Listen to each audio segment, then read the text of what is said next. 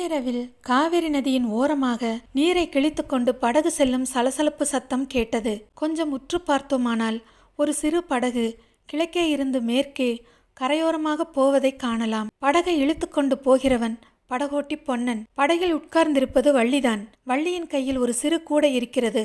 அதற்குள்ளே அகல் விளக்கு ஒன்று எரிகிறது. படகுக்கு பின்னால் சுமார் 300 அடி தூரத்தில் ஒரு நெடிய உருவம் வந்து கொண்டிருந்தது. மாரப்ப பூபதிதான் அப்படி பொன்னனுடைய படகை நள்ளிரவில் தொடர்ந்து வந்து கொண்டிருந்தான். அவனுக்கு பின்னால் இன்னொரு உருவம் சத்தம் செய்யாமல் வந்து கொண்டிருந்தது. ஜடாமகுடம் தரித்த சந்நியாசியின் உருவம் அது. போர்க்களத்தில் பார்த்திபனுக்கு வரமளித்தவரும் பொன்னன் குடிசையில் நாம் சந்தித்தவருமான அதே சிவனடியார்தான் அவர். இந்த மூவரையும் சிவனடியார் பின்தொடர காரணம் என்ன? கேளுங்கள். கல்கி எழுதிய பார்த்திபன் கனவு பாகம் 2 அத்தியாயம் 23 நள்ளிரவில். இந்த ஷார்ட்ஸில் இருக்கிற லிங்கை கிளிக் பண்ணி பாருங்கள். மறக்காமல் சப்ஸ்கிரைப் பண்ணுங்கள்.